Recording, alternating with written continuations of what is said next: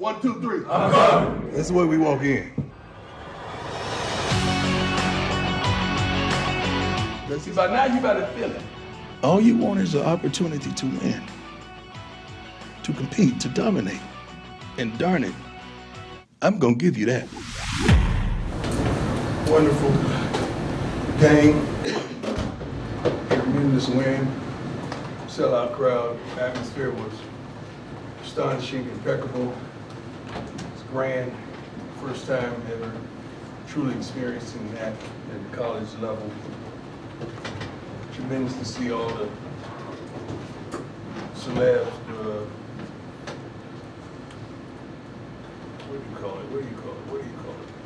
Celebs and what do you call the people that play games? Alumni, thank you. I went blank. Alumni coming back, it was tremendous. And seeing the kids take the field at the conclusion of the game was unbelievable. I'm proud, I'm happy to be your coach, I'm proud to coach these young men. I think over 16 million viewers in the last 2 games. It's tremendous. One of the largest, second most streamed game on Fox in history. Number 10 most watched regular season college football game in Fox history. Pretty darn good to get started. Let's go. Questions? Coach, Matt Smith, 104 League fan. Coach, last week the message Say it again. Last week the message was it's personal. This week you're also facing a rival, so is the message it's also personal, or is it more little brother week? Well, God hasn't given me the message yet. When He give it, I promise you guys will be first to know. Coach, Monica Costello, Associated Press. Pleasure. I want to ask you, you were very specific in bringing the coaches here that you knew their mindset. But when you also brought them here, you have let them be themselves, giving them their autonomy. Right. How important is that for the success of this program, but also in their interactions with the players and showing up as well as it has in the first 2 games? Well, when we really looked to them to hire them, we wanted to understand the characteristics, the way they got along with people, the way they connected with the youth and parents as well, the recruiting ability. There's so many components based on hiring a coach nowadays, but all the guys that we have on the staff come from a relationship from a relationship, and they're great parents. And that's something that matters to me. It's hard for me to give you the opportunity to lead someone's child when you're not even leading yours. So that's one of the components that I truly look for. But these coaches are unbelievable, and I don't try to tell them how to do what they do. I mean, we may need a navigational system every once in a while, but we brought them here because they were really good at what they do, and I'm proud of them. Hey Coach, Tyler King with the Denver Gazette. Yesterday, Coach Novell up at CSU was saying how excited he is to be a part of this game, especially because it's the first time that both teams will have a black head coach on the sidelines. Yeah. Just curious for you what that means. The black head coach last year, didn't he? No, for both CU and CSU in this rivalry have. They didn't play him last year. We didn't play much. No. How about you before that? They played him? No. Thank you. I was like, I thought they did that. Okay. Yeah, what I hear, I haven't met this gentleman, but I hear he's a good man. I know he's a great coach. He has those guys playing hard. I like that. I like that everybody said that. I like that. And just for you, I mean, I'm just curious what it means for you each time you do get to face another fellow black head coach on the other side. And I know this will probably be the only time this year. Unfortunately, one of the brothers got to lose when you face another black head coach, unfortunately. And you want to see us win. I mean, that's the thing. But besides that, man, it's just tremendous getting this opportunity and allowing the nation to see that we are more than capable of doing a sufficing, sufficient, and a great job. So I'm happy he pointed that out. And I have the utmost respect for him, truly. Hey Coach, Jack Carlo with Buffalo's Wire. I saw a video that came out of practice yesterday of some of your players saying that a lot of the Louis luggage hasn't even seen the field yet. Do you agree with that statement? I haven't seen it. I haven't seen it. If they hadn't seen the field yet, that's not our fault. It's not our fault. Hi, Coach. I'm with Tiger 24. How you doing? I'm doing nice. Hope you are as well. We saw Van Wells go down late against Nebraska in a true freshman game. So I'm curious if we can get an update on Van. Healing. The thing about it, this is a game, you know, it's next man up. And guy came in and did a great job. You know, we didn't miss a beat. That's the thing. When any of these running backs go out, when those receivers go out, the defensive line has a tremendous rotation. We try to find those two linebackers that we feel are suitable. We have rotations in some of the dime packages and nickel packages as well. So we have the depth that we need. We could always use more, but I feel like we're okay at that position. We're okay, but hopefully Van gets better soon. Ariel Arsudo, How you 90 doing, Days. Ariel? Doing very well, living the dream. So yesterday, Coach Novell, first of all, was talking endlessly about Shedeur and his success. He also told a story that when you first got your job at Jackson State, that you reached out and asked about the air raid offense to try to get Right. the best of Shedeur. Do you recall that? Yeah. And can you kind of tell your I perspective? called several persons.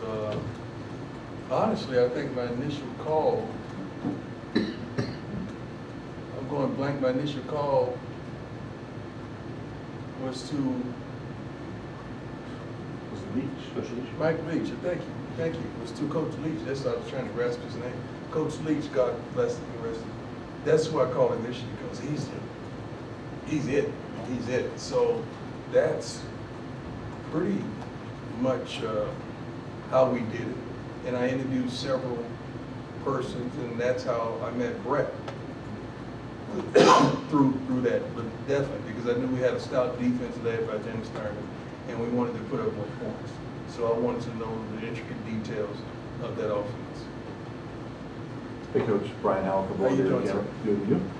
I want to ask you about Travis Jay and Brendan Gann, a couple of your Florida State transfers that looks like they're just now getting back. How close are they to getting on the field, and what do they add when they are healthy? I don't think they're close. I don't know what they have. I got to see them. I got to see how they work and how they fit in, and do they know the scheme. But they're tremendous. They have tremendous attitudes, which is really positive. They have tremendous work ethics. So I really like what I've seen thus far, but I can't wait to see them on the field. I feel like they're a little bit away from really playing and starting the game. Hi, Coach. Rylan Scholes with Ralphie Report. You've had 4 players in the first 2 weeks get Pac-12 Player of the Week honors. How does it feel that your players are getting the recognition they deserve from the conference? That's the goal. That's the aim. I mean, we want them to get even more accolades. I mean, they don't play for accolades. They play to be dominant. They play to go to the next level and come here and get a solid education. But when they're noticed and when they're highlighted, that's tremendous. That's a tremendous plus for this program. Coach Jimmy Searfoss, 247 Sports. Shedeur was hit quite often last week. What needs to change on that offensive line to keep him there? That has a lot to do with a multitude of things. It's not just the line. It could be what we called on that particular play. It could be if the receiver ran the right route. It could be checkoffs. It could be a multitude of things. So you never really know what's going on throughout the play, because we had several busts during the game. We had several things that didn't go as it should have, even before the snap of the ball. I mean, count the protection, make sure the right protection was signal, and so forth. But we hope to get the ball out of his hands a little quicker so he can protect himself. What's wrong with me? Hey, Coach. Pat Graham, Associated Press. Yes, sir. You opened this up with the numbers and the celebrities who showed up, and the alumni, and all the great things that are happening. I mean, Colorado's the center of the football universe right now. Do you take time to just soak it in and enjoy the moment a little bit? And No, not really. I don't have time to enjoy the moment. Santa don't have time. You know, you got to deliver gifts. He ain't got time to enjoy his cookies. Okay, that's all he gets. I ain't got time for that. I got to keep it going. I got to keep this machine going. And make sure we stay on the right path, and make sure we're locked in and we're focused on the right thing, make sure we're practicing adequately, make sure we're giving it our all, making sure we're making the right adjustments and playing the proper personnel. So it's a lot. It's a lot driving this train. It's not easy. Coach, we saw Juwan Mitchell get a chance to start Yes. this past weekend. I know he's only been here for a couple of weeks. What has allowed him to quickly integrate himself with his defense? He's really an intelligent player. He really knows the game of football. Not only that, he's instinctive. He's way more instinctive than the other linebackers. He's very physical, and his aptitude for the game, like he knows football. That's the main thing. Getting to hear that quickly and learning the scheme is phenomenal. But he loves the darn game. Sean, go ahead. Coach Sean Keeler at the Denver Post. Shiloh visited Colorado State, didn't he, 2018, when they brought Shador with him? He and Shador. What did he tell you about there? And I understand they might have reached out to people from your camp a couple years ago about going up there as well. What do you know about Colorado State? I don't know much. I mean, I think, was it Coach Bobo? He was, we had a relationship, and he recruited my son, so that was, I know they had a good time, they really did. I think they got in an argument on the trip. And then they called me that night fighting with each other, probably about the room, trying to bring a girl to the room, something stupid like that. I promise you, another one probably didn't want to leave. That probably was it. I think that was it, matter of fact. But they enjoyed the trip tremendously, but I think they enjoyed it here much better. Coach, you brought up the other day about how your tractability right now with offensive and defensive line isn't what it is with DBs.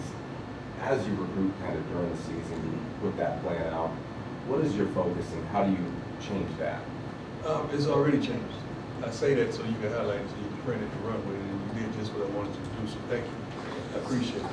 So, I mean, obviously, when you have a coach who plays defensive back, your tractability is skill position. So we don't have a tremendous problem getting those bigs. I think we have a tremendous rotation of bigs right now, offensive and defensive line. We haven't seen the offensive line as of yet because the solid five has been in there, but now we have the six going in the center. But trust me, those guys are coming. They're coming. We're receiving so many calls at this point right now, it's absurd. Of just inquiring about what we do and how we do what we do in visitation, desiring to come on an unofficial or official visit. So I'm liking where we are right now. I'm truly liking that. Hey, what's up, Coach? Jake Schwann, NBR. How you doing? Doing great, sir. How are you? Excellent. You showed this at Jackson. You guys only went for it on fourth down once last week, but where does that kind of tendency, that aggressive tendency to go on it for on fourth down? That's just believing in the team, believing in the staff, it's believing in understanding the flow of the game and the different possibilities of the game. A lot of things that you see that we may go for, we've already rehearsed that in practice. We've already gone over that situation several times during the week because we had an inclination that we may be at 4th and 2 or 3rd and 3, and, in that particular yard line where it's kind of risky for a field goal and too close to punt. And your defense is playing well, so you might as well give it a shot. But we go over those situations in practice. Hey, Coach. Nick Rothschild, number 7. How you doing, sir? Good, thank you. Love the video with you and Peggy in the locker room after the game, and you said you're proud to be the head coach here in Boulder. And considering all that, do you get a sense for what the Rocky Mountain Showdown means to the state of Colorado and how important it is for not only the alumni and the people in the state, but the kids, the high school kids coming up watching? You got to give me one at a time now. You just got me all hyped up about the Nebraska thing. You just bombarded me about that, right? And that's tradition. That was tremendous tradition. Now you want me to understand about the Rocky Mountain Showdown. So you got to give me some verbiage or some literature on something, just to brief me. But trust me, this isn't my first rodeo when it comes to that. I think the Falcons and the Saints were quite a showdown, as well as playing against the 49ers, as well as the Cowboys, 49ers. I keep going Cowboys, Philly, Cowboys, whoever, was always a showdown. Baseball as well. So it's always some type of adversity that you you have against someone in close proximity of you. Yeah, I had 2 divorces, which was a heck of a showdown. Don't tell me about a showdown. Heck of a showdown. ESM. Just wanted to ask you about Arden Walker, a local kid transferred in from Missouri. Can you talk about how his game is elevated since he's back in Colorado? Well, he was that guy. We're lucky to have him. We're lucky that he's truly contributing for us. He can plays with a lot of energy, but just a great overall young man. And I'm proud of the man he is on and off the field. I truly am. Coach, you want about the protection again? It did seem like a lot of those sacks happened. Shador was telling us after the game that it took him a little bit to settle in. And a lot of those sacks were happening then. Did it feel like once he settled in, that protection got better, and that maybe it's just a matter of if you guys can settle in quicker? The thing about when something happens, you don't really know what's going on. You just see the TV cut and he's getting sacked. You don't know who missed the block. You don't know who ran the wrong route. You don't know if he missed the read. You never know what happens on those type of plays. So you would have to go over each play one by one so you could understand what transpired on those plays. I just learned not to really get emotional with him about it, because when I watch the film, then I see what really transpired. So I don't really get upset with him, but I know for a fact he's not one to hold the ball. He's not one. He pre-snap reads are excellent, and he knows where he's going with the ball normally. So when something happens and he's getting sacked, something tremendous was supposed to happen that didn't go the way we wanted it to go. I trust him hopefully. Hey, Coach, Nick Miller, Fox 31. My man. How you doing? 2-0, and obviously the first 2 wins, you guys win in different manners, but it feels like the mentality of the team is not being satisfied and trying to continue to build. So going into the game against Colorado State, what is it going to take to be able to be dominant in all 3 phases of the game for all 60 minutes? Well, we wanted to get out to a great start in practice today. We cut practice down a little bit, but we wanted the full speed and the tremendous tempo, which we got out of the guys. We got to get started. Oftentimes, coaches, teams, they wait till Saturday to get started. You get started today. You get started on the scout report this morning. You get started when you touch that field, you snap on the chin strap. And having a good start translates to a good start on Saturday, and that's what we need. We want to exceed expectation. If the expectation is to win, we may understand that. Let's exceed that. Whatever the expectation is, let's exceed that individually and combined as a team. We're winning, but we're not playing our best football. That's a tremendous sign, and we can't wait to build off that. We want to show you a game that we put it together offensively, defensively, as well as special teams. We want to show our fan base that game, and that's what we're chasing. Hi, Coach. How you doing? Good, how are you? Good. CSU Sports Report.